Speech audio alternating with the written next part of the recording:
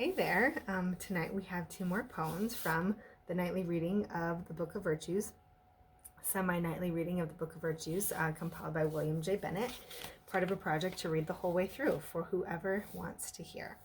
So today we have a little poem called Washing and then Table Rules for Little Folks. Again, it's organized in virtues, as the book's title would suggest, and the first one is self-discipline. So we're still making our way through that. Here we go. This is Washing, and it appears that this is by Jane Taylor. I think she's written a couple. I wish I had known. I would have read the collection together. Anyway, by Jane Taylor, Washing.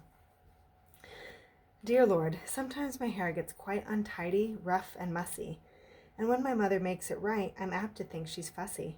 My hands get black with different dirts, and when no one is present, I don't half wash. I think it hurts to make myself more pleasant.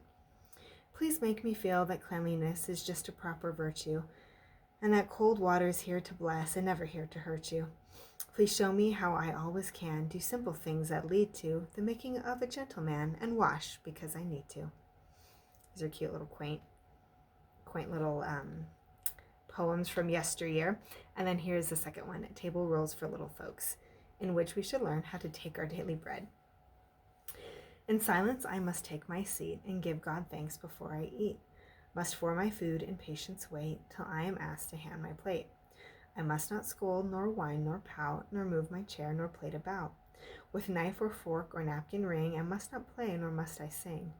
I must not speak a useless word, for children should be seen, not heard. I must not talk about my food, nor fret if I don't think it's good. I must not say the bread is old, the tea is hot, the coffee's cold. My mouth with food I must not crowd, nor while I'm eating speak aloud. I must turn my head to cough or sneeze, and when I ask, say, if you please. The tablecloth I must not spoil, nor with my food my fingers soil. Must keep my seat when I have done, nor round the table sport or run. When told to rise, then I must put my chair away with noiseless foot, and lift my heart to God above in praise for all his wondrous love. Wow. Those are, it's interesting. The different virtues that different eras in society valued.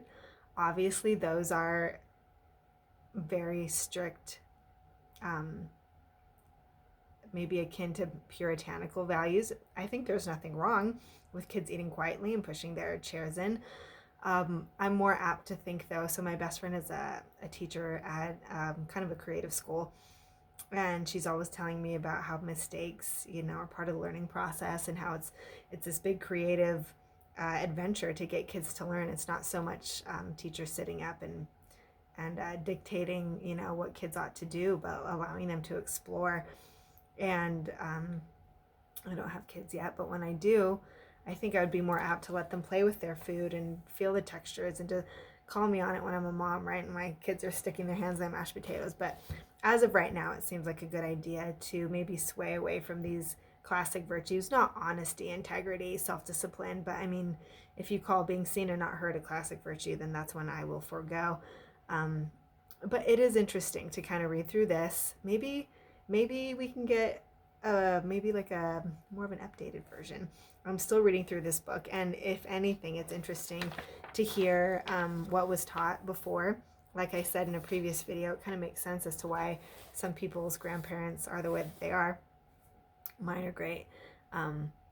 It's just interesting to see the different values that we all grow up with, and this was an interesting adventure in what it often meant to have self-discipline, probably 150 years ago, when talking about kids at the dinner table. So anyway, all of this is an adventure, and I look forward to getting through more poems and then on to some of the more philosophical writings that they have later in the book. So anyway, thank you for tuning in, and see you guys next time.